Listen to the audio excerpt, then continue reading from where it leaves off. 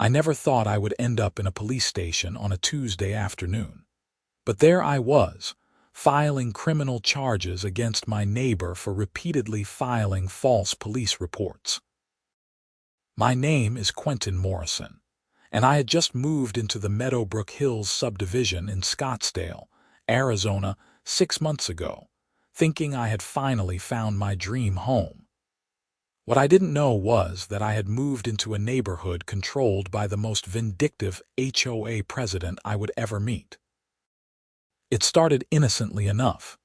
3 weeks after I moved in, I got my first violation notice from the HOA. The letter, signed by Patricia Whitmore, the HOA president, claimed that my mailbox was the wrong shade of black. I stood in my driveway staring at the mailbox that came with the house when I bought it, completely baffled. The previous owners had lived there for 8 years without issue. I called the HOA office and left a message explaining that the mailbox had been there when I purchased the property and asking for clarification on what shade of black was acceptable. Patricia called me back within an hour. Her voice was sharp and nasally, the kind that immediately put you on edge. She insisted that the mailbox needed to be repainted to match the exact specifications in the HOA guidelines, which she would be happy to send me for a $20 processing fee. I had already received the HOA guidelines when I closed on the house, and I pulled them out while she was still on the phone. According to the document I had, mailboxes simply needed to be black or dark bronze. My mailbox was clearly black. When I pointed this out, Patricia went silent for a moment before informing me that the guidelines had been updated 2 months ago, and all homeowners should have received the new version. I never received any updated guidelines. She told me that was my problem, not hers, and hung up. I decided to let it go and just repaint the mailbox. It seemed easier than fighting over something so trivial. The next violation notice arrived 2 weeks later. This time, Patricia claimed I had parked my work truck in my driveway overnight, which violated the community standards. The problem was, I didn't own a work truck. I drove a Honda Accord. I took photos of my driveway and my car and emailed them to the HOA office with a polite explanation that there must be some mistake. Patricia responded by saying that a white commercial vehicle had been spotted in my driveway at 7 in the morning on a Thursday.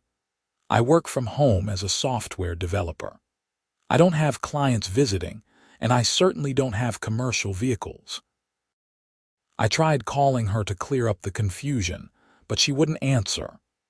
Instead, I received another letter stating that if I continued to dispute legitimate violations, I would be subject to additional fines. The fine for the mailbox was $50. The fine for the phantom work truck was $100.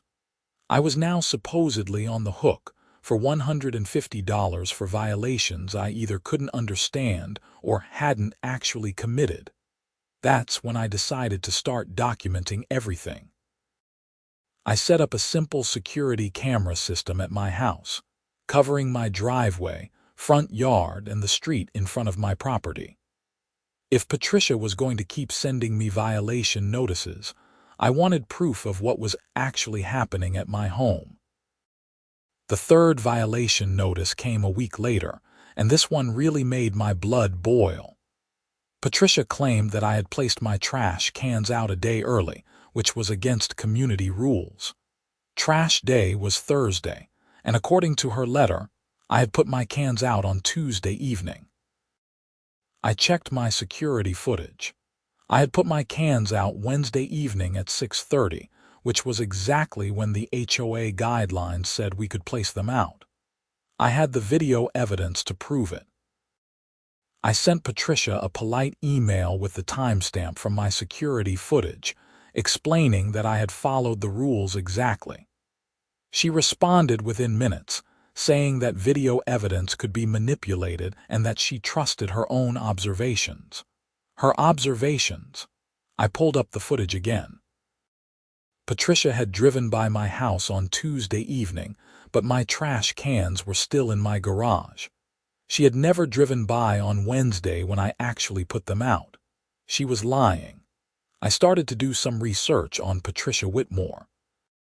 It turned out that she had been the HOA president for 6 years, and during that time, at least 12 families had moved out of Meadowbrook Hills citing harassment from the HOA. The online reviews of the neighborhood were brutal. People described Patricia as a tyrant who made up violations to collect fine money and drove out anyone she didn't like.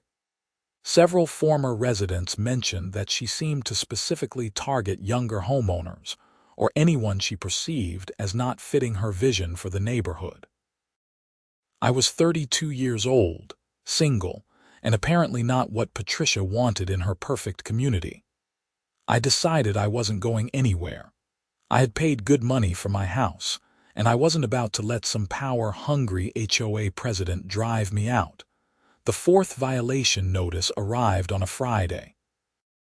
This time, Patricia claimed that I had made excessive noise late at night, disturbing the neighbors. The specific complaint said that on Thursday night at 11:15, there had been loud music and shouting coming from my house.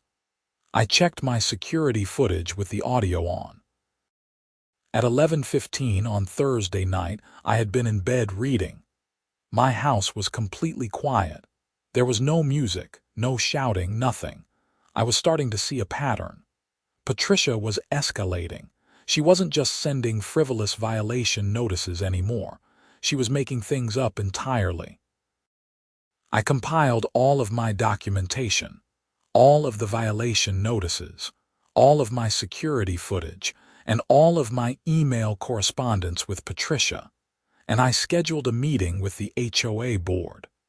The board meeting was held at the community center on a Wednesday evening.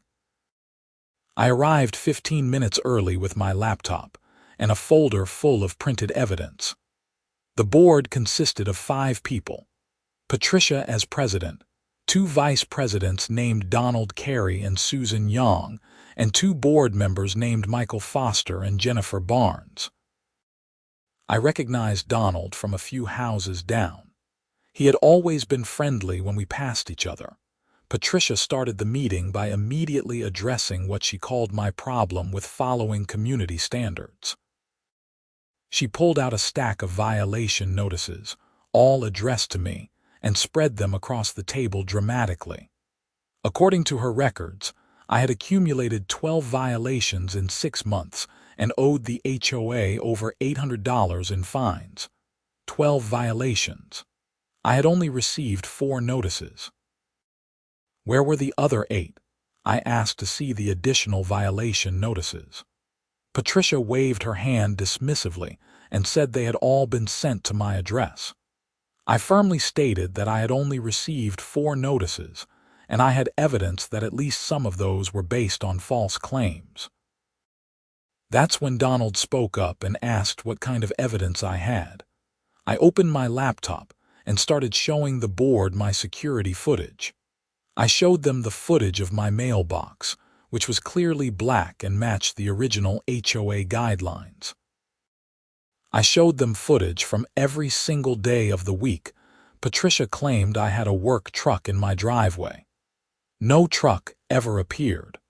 I showed them the footage of me putting my trash cans out on Wednesday evening, not Tuesday. And I showed them the footage from Thursday night at 11:15, when my house was completely dark and silent. Susan Young looked uncomfortable. Michael Foster was taking notes. Jennifer Barnes kept glancing at Patricia with an expression I couldn't quite read. Patricia herself had gone very still, her lips pressed into a thin line. Donald cleared his throat and asked Patricia directly where the other 8 violation notices were documented. Patricia fumbled with her papers and produced a separate list. According to this list, I had been cited for having a lawn that was too long, having outdoor decorations that weren't pre-approved, having a car parked on the street overnight, painting my front door without permission, having a satellite dish, installing landscape lighting without approval, having a pet that barked excessively, and allowing weeds to grow in my flower beds. I stared at the list in disbelief. My lawn was professionally maintained by a service I hired specifically to avoid HOA issues. I had no outdoor decorations. I never parked on the street. I hadn't painted anything. I didn't have a satellite dish. I had installed landscape lighting, but according to the HOA guidelines, landscape lighting didn't require approval. I didn't have a pet, and my flower beds were mulched and well maintained. I methodically went through each claim with my security footage. Every single one was false. The board watched in growing silence as I proved, point by point, that Patricia had fabricated violations. When I finished, Donald looked at Patricia and asked her to explain the discrepancies. Patricia's face had turned red. She insisted that she had personally observed each violation and that I must have corrected them before installing my cameras. It was a weak excuse, and everyone in the room knew it. Susan Young said quietly that perhaps there had been some administrative errors and suggested that all of my fines be waived. Patricia objected strenuously, but she was outvoted 4-1. I thought that would be the end of it. I was wrong. 2 days after the board meeting, a police officer knocked on my door. Officer Sarah Chen from the Scottsdale Police Department stood on my porch with a notepad, looking apologetic. She explained that she had received a complaint from Patricia Whitmore about a domestic disturbance at my address the previous evening. According to the complaint, there had been screaming and sounds of violence coming from my home around 9 p.m. I had been home alone the previous evening, working on a project for a client. I invited Officer Chen inside and showed her my security footage. The footage clearly showed that I had been alone all evening. No one had visited. There had been no disturbance of any kind. Officer Chen reviewed the footage, made some notes, and thanked me for my cooperation. She told me that the complaint appeared to be unfounded and apologized for the inconvenience. Before she left, I asked her if this was the first complaint she had received from Patricia Whitmore. Officer Chen hesitated, then told me that she wasn't at liberty to discuss other complaints, but she suggested that I might want to keep documenting everything. The way she said, it made me think that Patricia had done this before. 3 days later, another officer showed up. This time it was Officer James Rodriguez, responding to a complaint about suspected drug activity at my address. Patricia had called the police and claimed that she had seen suspicious people coming and going from my home at odd hours and suspected I was dealing drugs. Officer Rodriguez was less apologetic than Officer Chen had been. He asked if he could search my home, and I agreed, knowing I had nothing to hide. After a thorough search that turned up nothing but a well-organized home office and a disappointing lack of any drugs whatsoever, Officer Rodriguez sat down with me in my living room and asked me directly if I was having issues with a neighbor. I told him everything. The fake HOA violations, the board meeting, Patricia's reaction to being called out, and the previous police visit. Officer Rodriguez's expression darkened. He told me that filing a false police report was a crime, and if I believed that's what was happening, I should document everything and consider filing a complaint. He gave me his card and told me to call him directly if I had any issues. The police visits didn't stop. Over the next 2 weeks, officers showed up at my house 4 more times. Patricia had called in complaints about a noise disturbance, about me threatening her, about me vandalizing community property, and about me harassing other neighbors. Every single complaint was investigated. Every single complaint was proven false by my security footage. The officers were professional but increasingly frustrated. I could tell they were getting tired of being sent on wild goose chases. The situation was affecting my life in ways I hadn't anticipated. I was stressed and anxious every time I saw a police car in the neighborhood. My neighbors were starting to look at me strangely, probably wondering why the police kept showing up at my house. My work was suffering because I was constantly being interrupted by these false complaints. I had done nothing wrong, and yet I was being treated like a criminal in my own home. That's when I decided enough was enough. I made an appointment with a lawyer named Thomas Bradford who specialized in HOA disputes and harassment cases. I brought him all of my documentation, every violation notice, every email, every piece of security footage, and every police report. Thomas reviewed everything carefully and then looked up at me with a grim expression. He told me I had a strong case for harassment, and that Patricia's behavior was extreme even by HOA president standards. But more importantly, he said that the repeated false police reports were a criminal matter. In Arizona, knowingly filing a false police report is a Class 1 misdemeanor, punishable by up to 6 months in jail and fines. With multiple false reports, the charges could add up.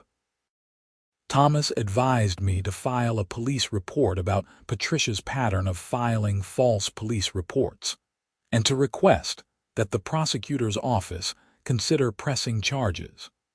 He also recommended that I file a civil lawsuit against Patricia and the HOA for harassment. I authorized him to draft the civil complaint, and I made an appointment to go to the police station the next day. Before I left his office, Thomas warned me that this could get ugly. Patricia had shown herself to be vindictive, and she likely wouldn't take kindly to being held accountable. He advised me to be very careful and to make sure my security cameras were always running. I promised him I would. That evening, I received an email from Patricia. The subject line was HOA violation final notice. I opened it with a sense of dread. According to the email, I was being fined $5,000 for repeated violations of community standards and failure to comply with previous violation notices. The email stated that if I did not pay the fine within 10 days, the HOA would place a lien on my property. $5,000. For violations I hadn't committed. I forwarded the email to Thomas immediately. He called me back within an hour, and I could hear the anger in his voice. He said that this was retaliation and that we needed to act quickly. He would file for an emergency injunction to prevent the HOA from placing any liens on my property, and he strongly urged me to go to the police station first thing in the morning. I barely slept that night. I kept replaying everything that had happened over the past 6 months. All I had wanted was a quiet home where I could live and work in peace. Instead, I had been harassed, lied about, and falsely reported to the police multiple times. Patricia had made my life a nightmare, and for what? Because I didn't fit her vision of the perfect neighbor. The next morning, I drove to the Scottsdale Police Department headquarters. I brought my laptop, a folder with all of my documentation, and a flash drive with copies of all my security footage. I asked to speak with someone about filing a complaint regarding multiple false police reports. The officer at the desk made a phone call, and 10 minutes later, I was sitting in an interview room with Detective Maria Santos. Detective Santos was in her mid-40s, with sharp eyes and a no-nonsense demeanor. She listened as I explained the entire situation, starting with the first fake HOA violation and ending with the email I had received the previous evening.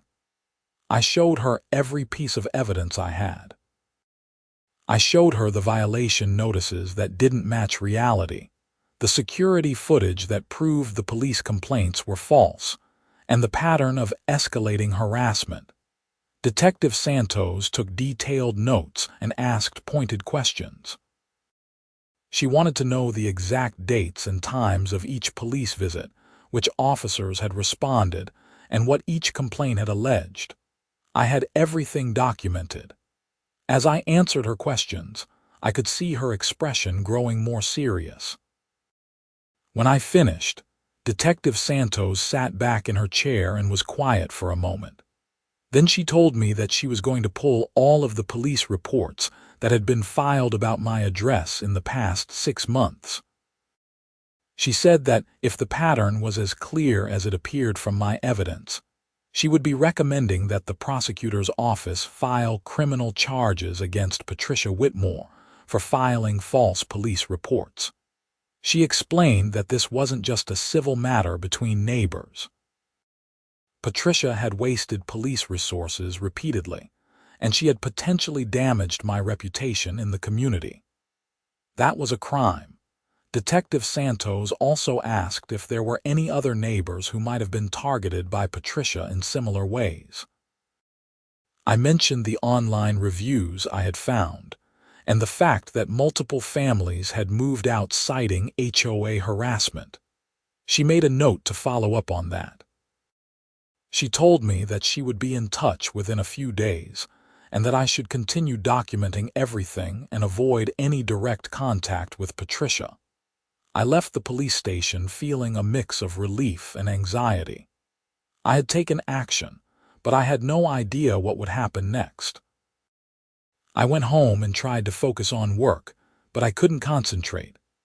Every time a car drove past my house, I tensed up, wondering if it was Patricia or another police officer. 2 days later, Detective Santos called me. She had reviewed all of the police reports filed about my address, and she had also interviewed the officers who had responded to those calls.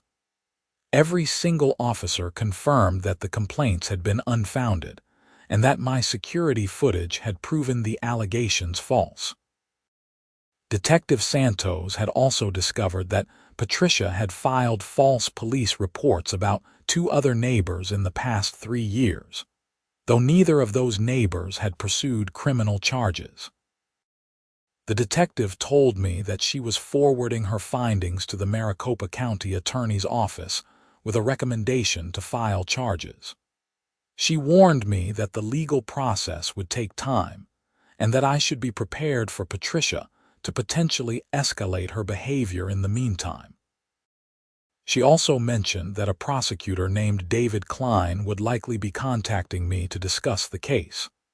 That same afternoon, Thomas Bradford called to tell me that he had filed the civil lawsuit and the emergency injunction. A hearing was scheduled for the following week to address the threatened lien on my property. He also informed me that he had sent a cease and desist letter to both Patricia and the HOA board, demanding that all harassment stop immediately. For the next few days, things were eerily quiet. I didn't receive any violation notices. The police didn't show up at my door. Patricia didn't send any emails. I started to hope that maybe the cease and desist letter had scared her into backing off. I should have known better. On Saturday morning, I was in my backyard watering my plants when I heard someone shouting. I walked around to the front of my house and saw Patricia standing in the middle of the street, yelling at me. She was holding her phone up, recording me and screaming that I was a criminal and a menace to the neighborhood. Her face was red, and she was practically shaking with rage. I didn't engage with her. I simply stood there in my own front yard, silent, while she continued to scream.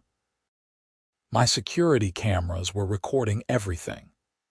After about 2 minutes of her tirade, during which she accused me of everything from drug dealing to vandalism to threatening her life, a few neighbors came out to see what the commotion was about. One of my neighbors, an older man named George Williams who lived 2 houses down, actually walked over and asked Patricia to calm down. She turned on him, calling him a fool for defending me and claiming that I had turned the whole neighborhood against her. George looked taken aback but stood his ground, telling Patricia that she was causing a scene and should go home. Patricia finally left, but not before shouting that I would regret messing with her. I immediately went inside and saved the security footage of the incident. I called Thomas Bradford and left him a message about what had happened. Then, I called Detective Santos. She answered on the second ring, and I could hear the weariness in her voice when I told her about Patricia's outburst. The detective told me that she would add this incident to her report and suggested that I consider requesting a restraining order. She also mentioned that the prosecutor's office was reviewing the case and that she expected to hear back from them by early the following week. On Monday, I received a call from David Klein, the prosecutor handling my case. He asked me to come to his office to discuss the charges he was planning to file. I took the afternoon off work and drove to the county attorney's office in downtown Phoenix. David Klein was a serious man in his 50s who looked like he had seen every kind of case imaginable. He got straight to the point. Based on Detective Santos's investigation and my evidence, he was planning to file multiple counts of filing a false police report against Patricia Whitmore. Specifically, he was charging her with 7 counts, one for each false police report that could be definitively proven false through my security footage and police reports. He explained that each count was a Class 1 misdemeanor in Arizona, which could result in up to 6 months in jail and up to $2,500 in fines per count. While he couldn't guarantee how a judge would rule, he told me that the evidence was strong and that Patricia's pattern of behavior showed clear intent to harass and misuse police resources. David Klein also told me that he had contacted the 2 other neighbors who had been targeted by Patricia's false reports in the past. Both of them had agreed to provide statements and evidence for the case. The prosecutor believed that this additional evidence of a pattern of behavior would strengthen the case significantly. I asked when Patricia would be charged. He told me that the charges would be filed that week and that Patricia would be notified and given a court date. He warned me that she would likely find out very soon and that her reaction might be extreme. He strongly recommended that I avoid any contact with her and consider requesting a restraining order. After leaving the prosecutor's office, I went straight to the courthouse and filed for an order of protection against Patricia. I provided copies of all my evidence, including the video of her screaming at me in the street. The clerk told me that a hearing would be scheduled within 10 days, and that a temporary order would be issued in the meantime, prohibiting Patricia from contacting me or coming within 300 feet of my property. That evening, I received a call from Donald Carey, one of the HOA vice presidents. He sounded nervous. He told me that the HOA board had become aware of the situation and that they were taking it very seriously. He said that the board was considering removing Patricia as president and that they wanted to meet with me to discuss resolving the issues, including dropping all fines and potentially providing some form of compensation for the harassment I had endured. I told Donald that I appreciated the call, but that I would need to discuss any potential settlement with my attorney. I gave him Thomas Bradford's contact information and asked that the board reach out to him directly. Donald agreed and apologized for everything that had happened. He mentioned that several board members had been uncomfortable with Patricia's aggressive tactics for a while, but hadn't felt they had enough grounds to act until now. 2 days later, Patricia was formally charged. I wasn't present when she was notified, but I heard about her reaction from Detective Santos. Apparently, Patricia had become hysterical, claiming that I had fabricated all of my evidence and that this was all part of a conspiracy to remove her from the HOA board. She had demanded to speak to the chief of police and had to be asked to leave the station after she began screaming at the officers. The temporary order of protection was served on Patricia that same day. According to the process server, she had refused to accept the papers at first and had started crying, saying that she was the victim in all of this. The server had left the papers at her door and departed. The next few days were tense. I kept expecting Patricia to show up at my house or for something else to happen, but it was quiet. My security cameras didn't show any sign of her near my property. I found out later that she had actually left town, staying with her sister in Tucson until the court dates. The HOA board formally removed Patricia as president in an emergency meeting. Donald Carey was named interim president, and the board issued a formal apology to me and to the other neighbors who had been targeted by Patricia's false reports and harassment. They dropped all fines against me and offered to reimburse me for my legal fees. Thomas Bradford negotiated on my behalf, and the HOA ultimately agreed to pay me $15,000 in compensation for the harassment and damages to my reputation, in addition to covering all of my legal fees. The order of protection hearing was held on a Thursday morning. Patricia attended with her own lawyer, a tired-looking man who seemed like he knew his client didn't have a leg to stand on. I presented my evidence, including the security footage of Patricia screaming at me in the street, the multiple false police reports, and the documentation of her harassment campaign. Patricia's lawyer tried to argue that his client had been acting in good faith as HOA president, and that any misunderstandings were honest mistakes. The judge asked him to explain how 7 false police reports about drug dealing, domestic violence, and other serious crimes could be honest mistakes. He couldn't provide a satisfactory answer. The judge granted a permanent order of protection, valid for 1 year, prohibiting Patricia from contacting me or coming within 300 feet of my property. The judge also noted in his order that Patricia's behavior appeared to constitute criminal harassment, and that the evidence presented was disturbing. The criminal trial was scheduled for 6 weeks later. During that time, I tried to return to some semblance of normalcy. The new HOA board was reasonable and professional. My neighbors, once they learned the full story, were supportive and apologetic for not intervening sooner. Several of them admitted that they had been afraid of Patricia and her vindictive nature. I reconnected with George Williams, the neighbor who had stood up to Patricia during her street outburst. He told me that Patricia had targeted him years ago when he had first moved in, sending him violation notices for minor issues and making his life difficult for months. He had ultimately just paid the fines and tried to stay off her radar, but he regretted not standing up to her sooner. The trial itself was almost anticlimactic. Patricia pleaded not guilty to all 7 counts of filing false police reports. The evidence against her was overwhelming. The prosecutor presented the police reports, my security footage, statements from the responding officers, and testimony from the 2 other neighbors Patricia had targeted in the past.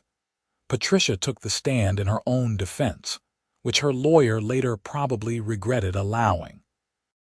She insisted that she had been trying to protect the neighborhood, and that I was a troublemaker who had moved in and immediately started causing problems. When the prosecutor asked her to explain specific discrepancies between her police reports and my security footage, she became flustered and defensive. She claimed that I must have edited the footage, despite multiple experts testifying that the footage was authentic and unaltered. At one point, Patricia actually said that she didn't understand why everyone was attacking her for just trying to do her job as HOA president. The judge interrupted and reminded her that filing false police reports was not part of any HOA president's job description. The jury deliberated for less than 3 hours. They found Patricia guilty on all 7 counts of filing a false police report. The judge scheduled sentencing for 3 weeks later.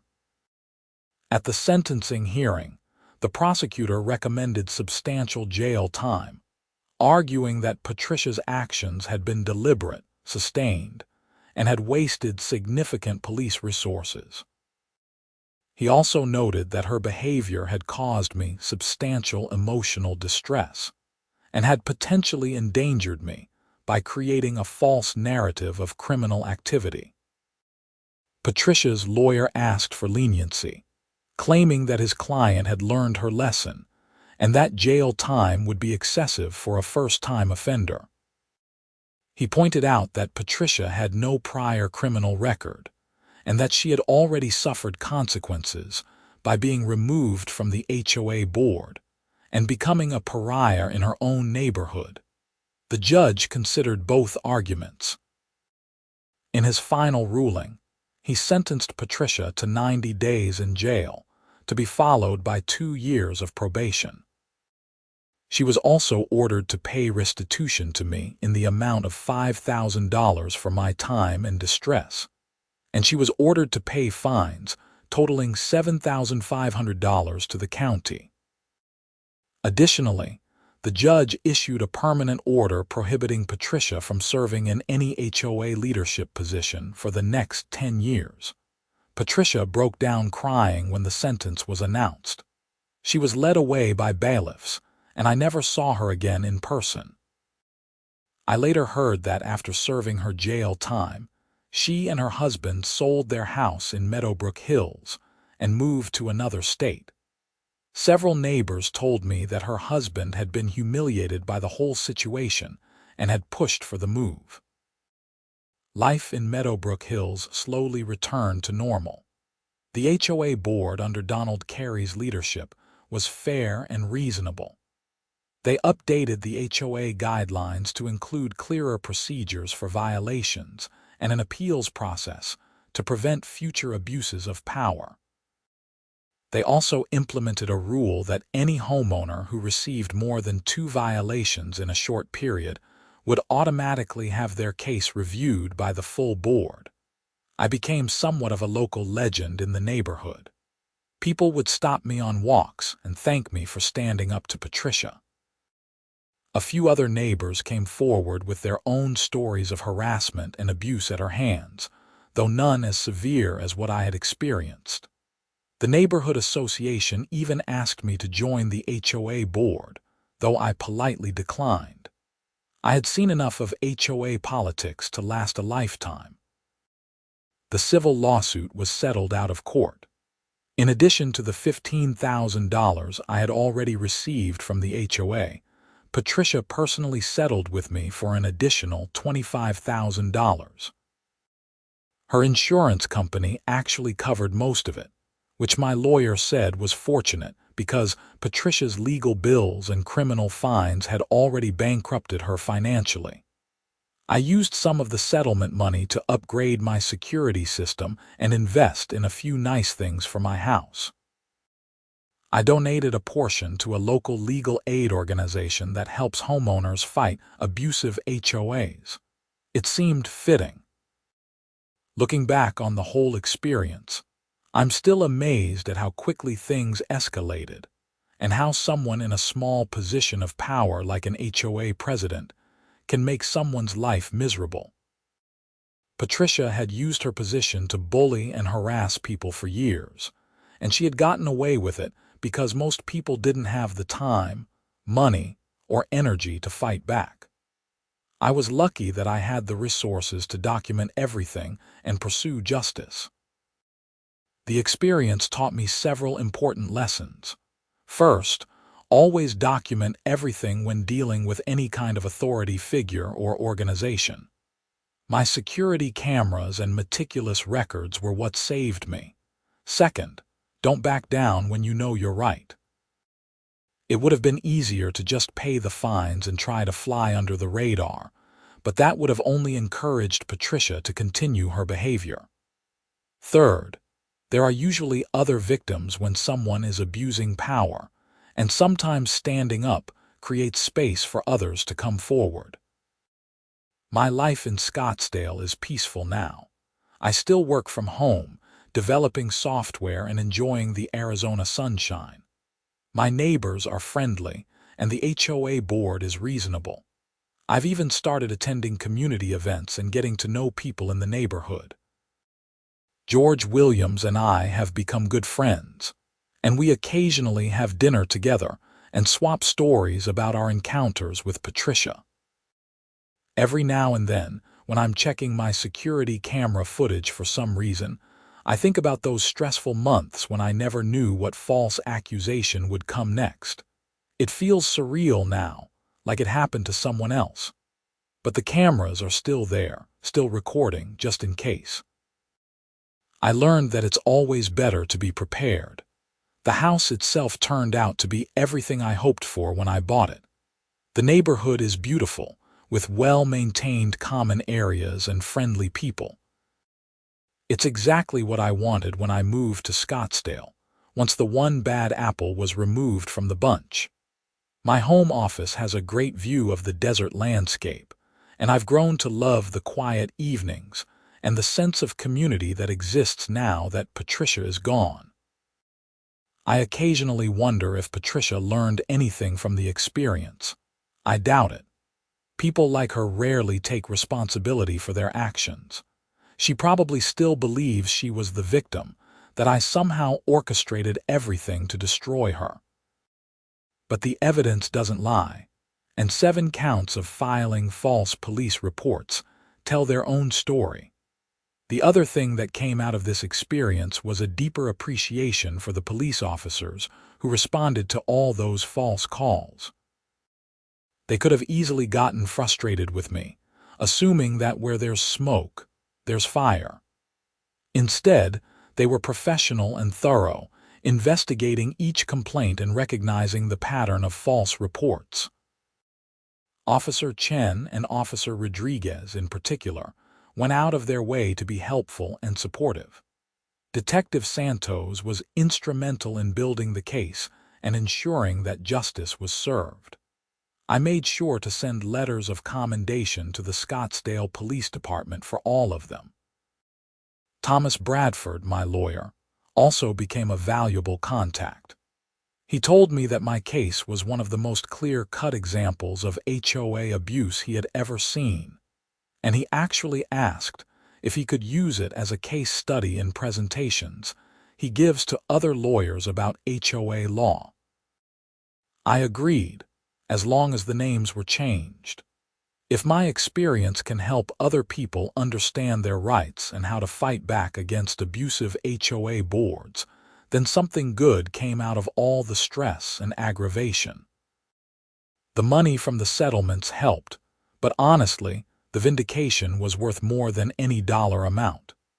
Knowing that Patricia was held accountable, that she faced real consequences for her actions, and that she can't do this to anyone else for at least the next decade, that's the real victory. The criminal conviction means she has a permanent record.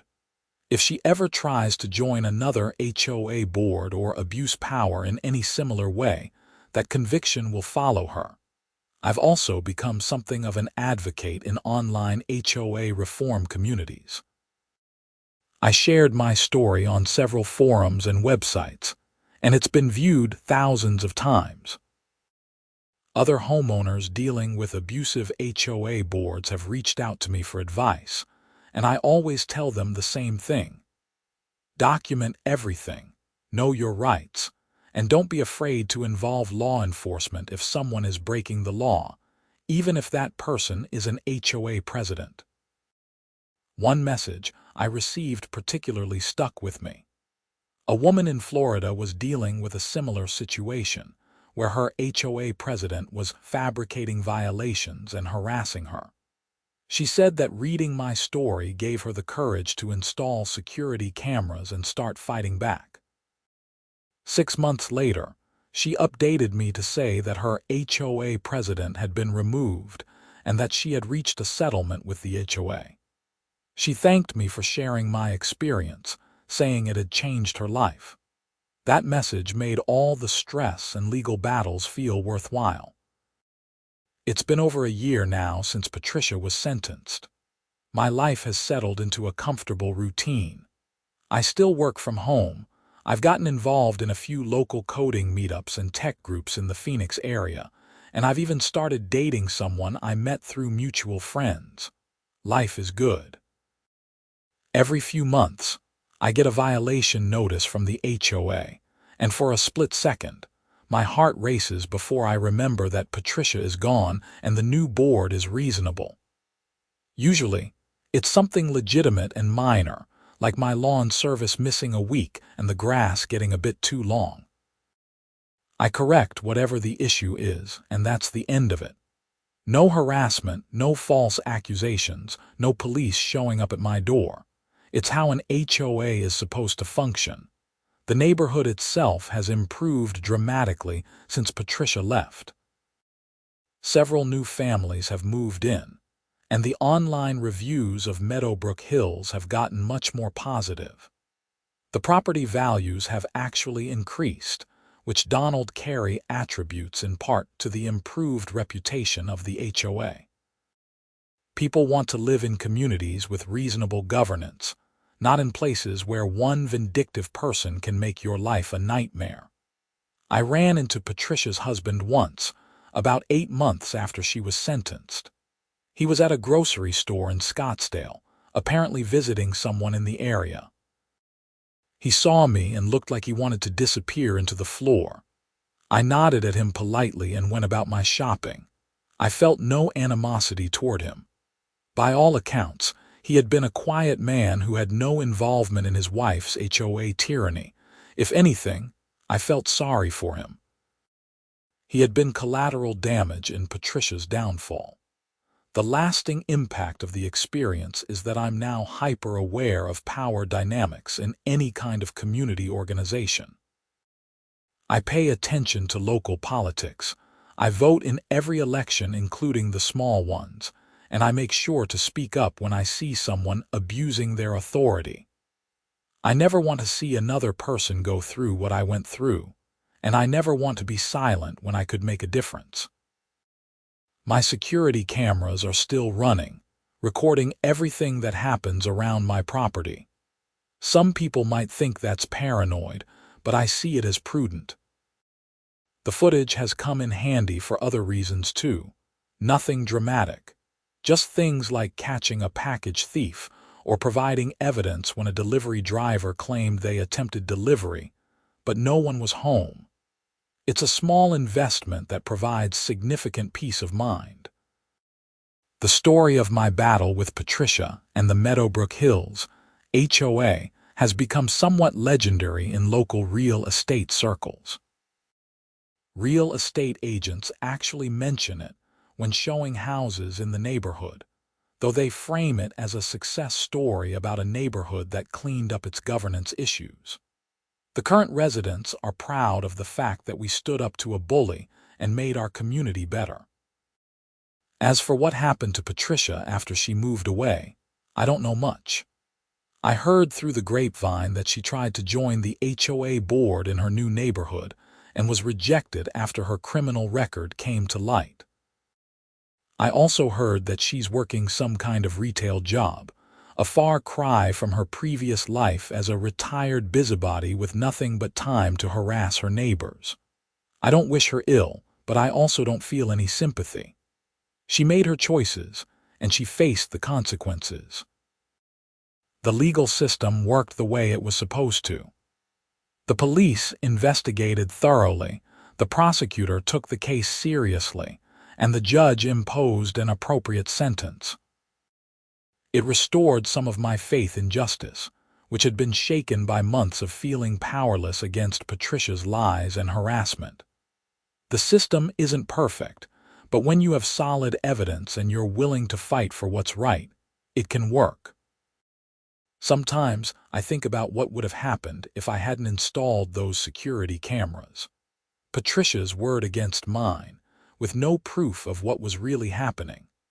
I probably would have ended up paying thousands in fines or selling my house and moving away like so many others before me. The cameras were the difference between being a victim and being able to fight back. I've also learned that community matters. Once other neighbors saw what was happening and realized they weren't alone in being targeted by Patricia, they found their voices. George Williams standing up to Patricia in the street was a turning point. It showed others that they didn't have to be afraid of her. Collective action is powerful, and sometimes one person being willing to take a stand can empower many others. The financial aspect of the settlements helped me recover the money I spent on legal fees, and then some, but more importantly, it sent a message. You can't harass and abuse people without consequences. The HOA's payment acknowledged that they had failed in their oversight of Patricia and had allowed her to run unchecked for too long. Patricia's personal settlement was an acknowledgement of the harm she had caused. Money can't undo stress and anxiety, but it's a tangible way of saying that what happened was wrong and you deserve compensation. I keep all of the documentation from the case in a file in my home office. Sometimes I pull it out and look through it, reminding myself of everything that happened. It's a reminder to stay vigilant, to document things that seem wrong, and to never assume that people in positions of authority are always acting in good faith. It's also a reminder that I'm stronger than I thought I was. 6 months of harassment would break a lot of people, but I came through it and came out on top. The experience has also made me a better neighbor. I'm more aware of what's happening in the community, more willing to help when someone has a problem with the HOA, and more conscious of treating everyone with respect and fairness. I never want to become the thing I fought against. Power, even small power like being on an HOA board, needs to be exercised with wisdom and restraint. Looking at my home now, sitting in my comfortable living room with the Arizona sunset, painting the sky orange and pink outside my window, I feel a deep sense of peace and satisfaction. This is my home, bought and paid for, and no one can drive me out of it with lies and harassment. I earned this peace by standing up for myself and refusing to be bullied. That's a victory worth more than any settlement check. The story had a clear ending. Patricia faced justice. I was vindicated, and the neighborhood is better off. It's rare in life that things work out so definitively, with such a clear good outcome. Usually, life is more ambiguous, more complicated. But sometimes, when you have right on your side and you're willing to fight for it, good actually does triumph over evil, or at least over petty tyranny in a suburban Arizona neighborhood. I still live in Meadowbrook Hills, in the house I bought all those years ago. The mailbox is still black, though I did end up repainting it, not because Patricia was right, but because I wanted to. My trash cans go out on Wednesday evening, exactly as the rules allow. My lawn is maintained, my property is well kept, and I have never received another illegitimate violation notice. Life is exactly what I hoped it would be when I moved to Scottsdale. Peaceful, productive, and free from the harassment that defined those terrible 6 months. The experience made me stronger and more aware, and it connected me with good people in my community who were willing to stand up for what's right. And the security cameras. They're still recording, every single day, keeping watch over my little corner of Meadowbrook Hills, just in case. But these days, all they capture is the peaceful, ordinary life of a software developer who won his battle against an abusive HOA president and came out the other side stronger for it.